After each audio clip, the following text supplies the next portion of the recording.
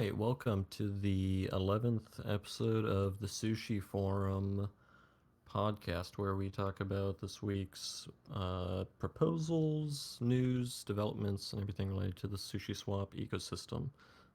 Today, unfortunately, my co-host Overly Ambitious was unable to attend, so I'll be covering the Sushinomics section.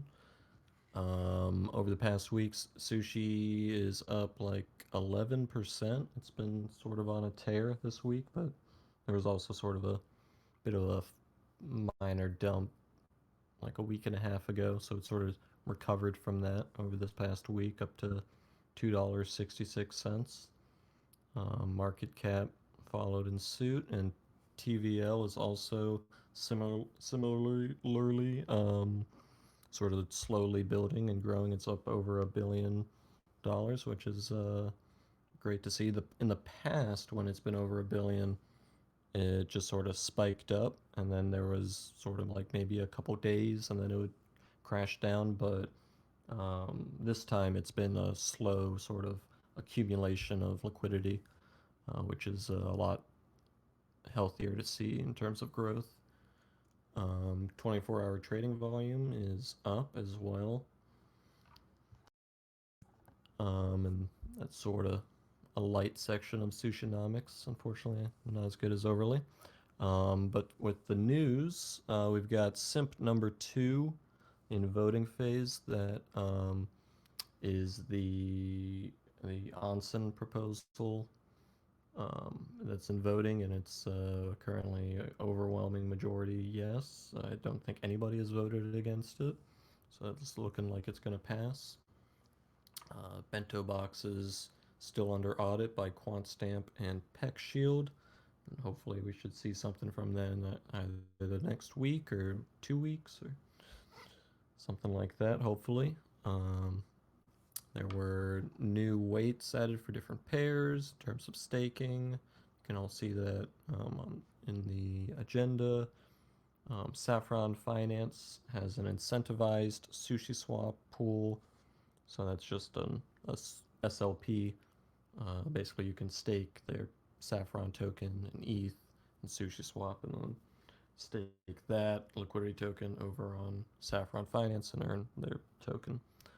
Saffron Finance, I think they do um, either leveraged farming or it's they break up farming opportunities into tranches. I think it's Yeah, the it's risk latter. adjusted farming. Yeah, yeah. So I believe it works where like one tranche gets higher yield in return for essentially being the insurance payout for the lower yielding pool. Exactly. Yeah. Exactly. So it allows people to you know, farm just with normal like USDC or die on compound, and instead of at the normal 3% rate, they can get 30%. Um and they could apply that. And so they call I kind of I know a solid amount about saffron. So they call that an adapter, plugging it into compound.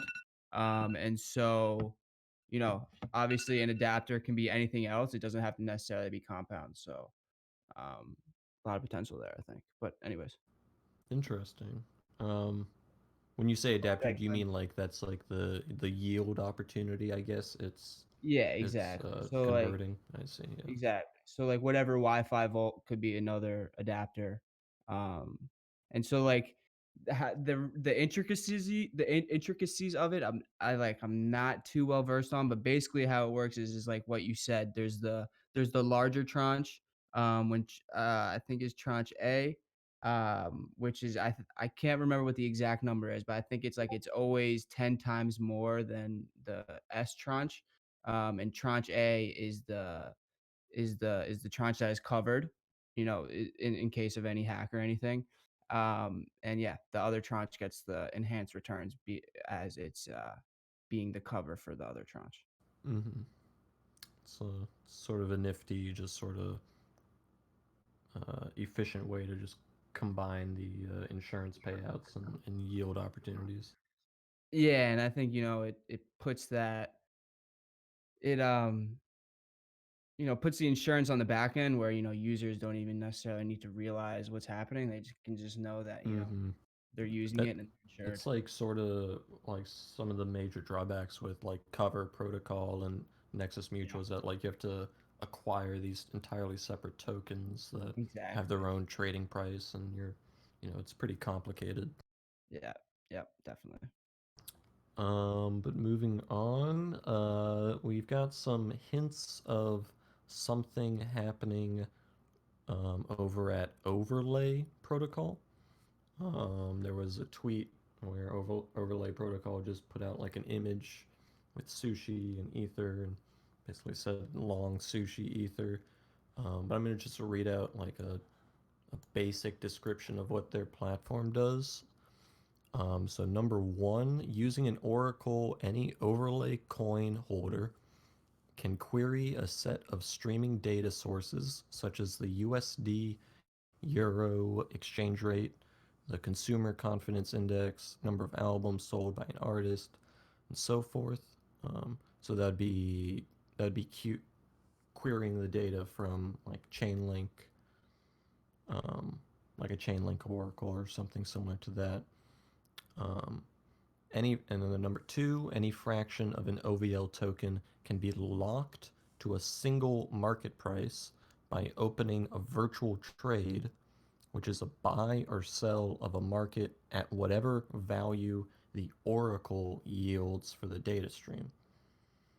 Um, so the way I understand this is you're basically converting your OVM token into a contract that guarantees you to the market price of um, whatever the asset pair is at the time. Number three, at a later date, the owner of those OVL tokens that they locked can unlock them, and the value of the data stream will be queried again. The price delta will be computed as a percentage return. And then number four, the original amount of locked OVL in the owner's wallet will be increased or decreased by that percentage. OVL tokens are created and destroyed dynamically upon unlocking. So so when I read out that explanation, it sounds very convoluted and confusing. But the way I understand it is it's essentially like a synthetic acid, like a derivative call option on a pair.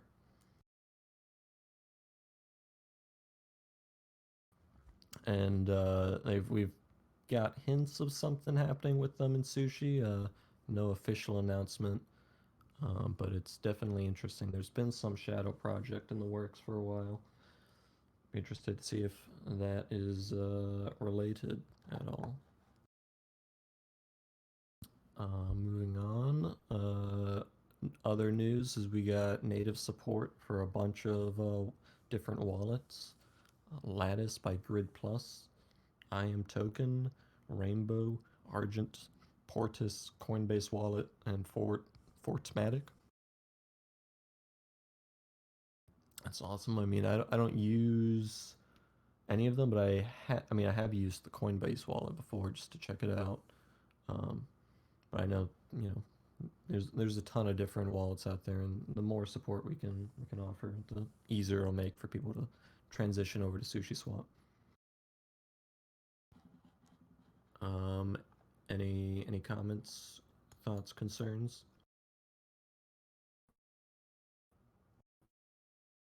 All right, moving on to the proposals. We had I'm gonna cover three proposals. We got a proposal called One Sushi Proposal, a stable coin governed by Sushi Power, made by Masanobu Fuk. Oh God, Masanobu Fukona or no, Fukoka. Uh, yeah, I'm not even gonna try again. It's made by the guy on the or person on the forums. And the proposal is basically a partnership, I guess, with another platform called Itchy.farm. And Itchy.farm creates collateralized stablecoins uh, with projects basically by over collateralizing it with USDC to guarantee the price peg.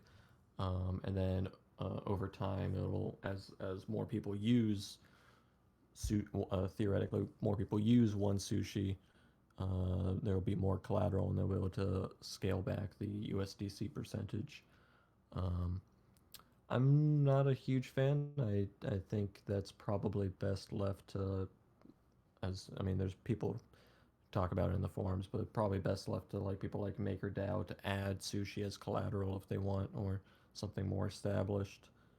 Um, the stablecoin market is becoming quickly uh, diluted and crowded.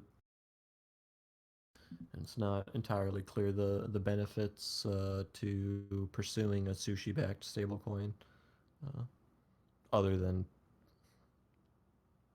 I don't know, pump my bags.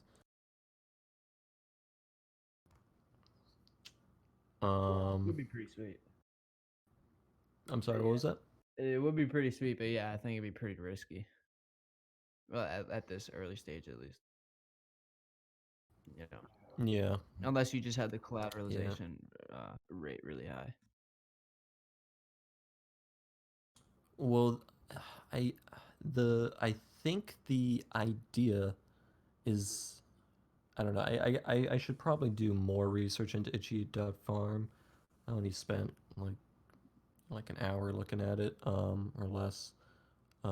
But I think the idea is that if you can peg it using USDC, um, and it makes it a more attractive, like faster and um, lower collateralization ratio requirements needed to mint the stablecoin, because that's sort of like one of the things that slow the minting of DAI is that you need a certain collateralization ratio, otherwise you're in a very risky position, um, and so it's Right. sort of So are you uh, saying so that I'm confused because I thought you were saying people would be able to post sushi and then mint the stable coin with the sushi as collateral.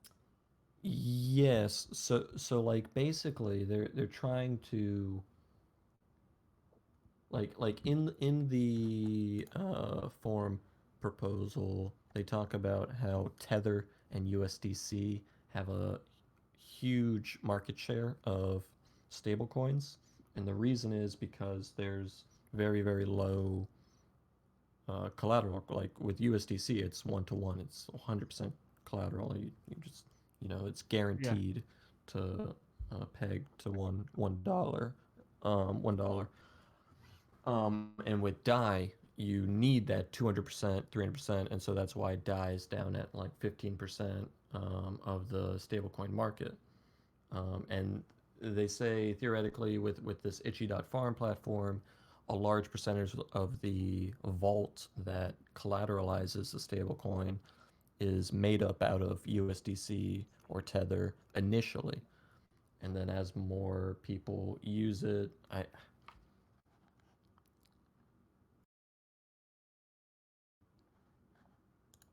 I don't know. Like I said, I need to do a little bit more research on itchy.farm and how exactly the vault scales back the USDC share. Gotcha. But we got other proposals. A team proposal for Clearwood. Um, this is a he says, "Hello world. I am Clearwood, a smart contracts developer. The past year, I've been closely embedded in the Ethereum ecosystem, working on optimistic rollups, UTXO chains, building dApps. I am nominating myself as a team member at SushiSwap. I've been working together with Boring Crypto to make sure Bento Box is delivered on time. I value the collaboration, being able to bounce ideas back and forth. Um, and so this proposal was sort of met by a little bit of pushback due to the payment sum. They were asking for, I think, like about 500K total salary. I think some of it was in sushi, like 200,000 sushi a year, and then some of it was in YUSD. Um, and so there's been some debate about sort of what the pricing should be for hiring people and how sustainable it is to hire developers for 500,000 salary. Um, and I think it actually sort of led into the last proposal that I'm going to cover today. Is the hiring guideline made by Xerox Niger Nigiri? Yeah, yeah. Ha- Nigiri. Nigiri, yes, Nigiri. Thank you.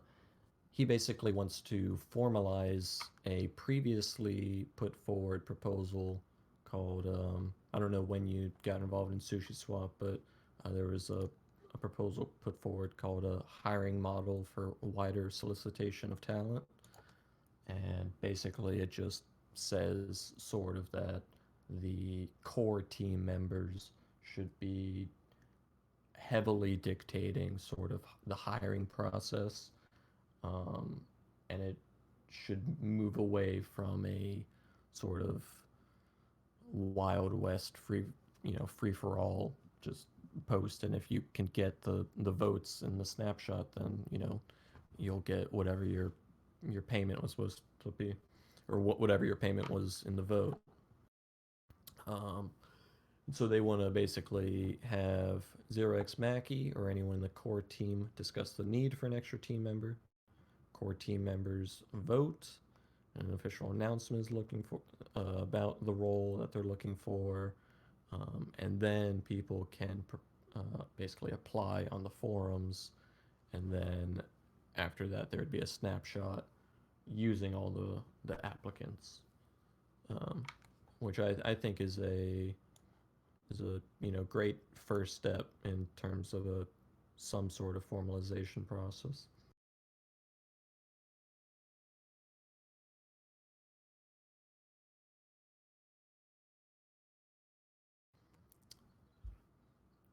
Did you have any thoughts on the salary amount? Yeah, I mean, at its face, it seems kind of high, but I think there are valid points as to why someone in that position should make that much.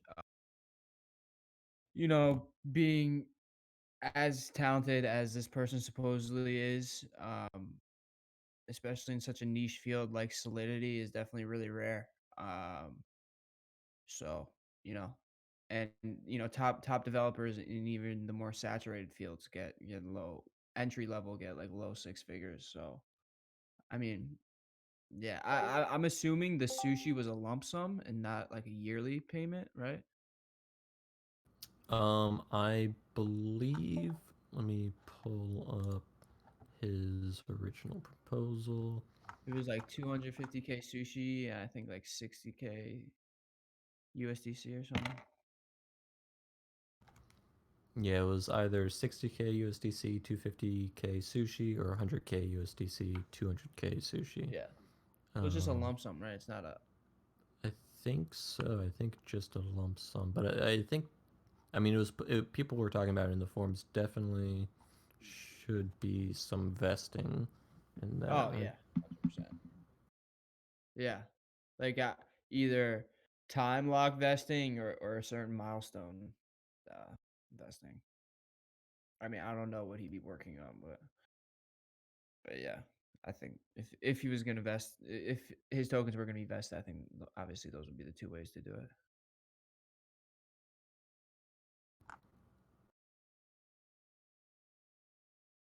But so yeah, I mean, if it's just a lump sum, I don't think it's definitely a little bit on the high end, but I don't think it's that bad. Yeah, it's. I mean, it's such a.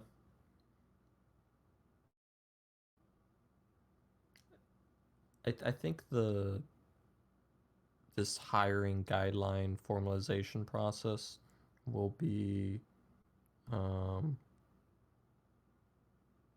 hopefully a little bit better. Maybe instead of basically having people just quote prices or quote salaries that they want, it'll be the team able to say a salary and offer something and basically put the offer on the table.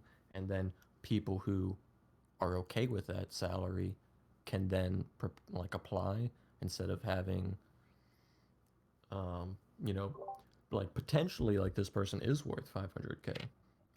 But you know, I guess a lot of the devil's advocate points put forward in the forums are that even if they are worth that much, is that a sustainable growth strategy?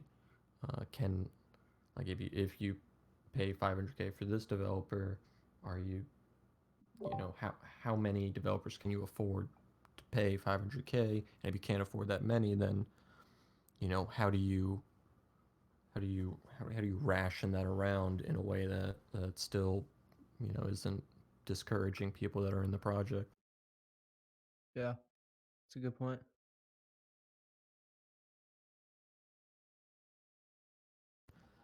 Um,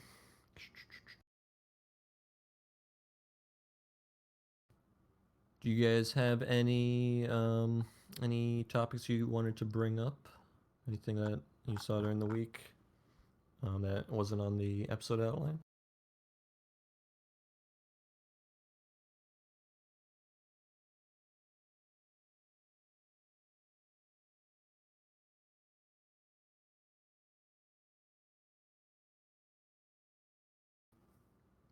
Cool. Cool. Well, awesome. I think I'm gonna wrap it up. Sort of a short one this week. We do it every Monday at what is at 9 p.m. PST Pacific time in the voice lounge Discord. But yeah, I think I'm gonna wrap it up there, guys. Thanks for coming out and listening. Thanks Stoofy for contributing to the chat. Um, yeah, Yeah, no problemo. Talk to you next week. yeah, man. Take it You easy. too. See you next week.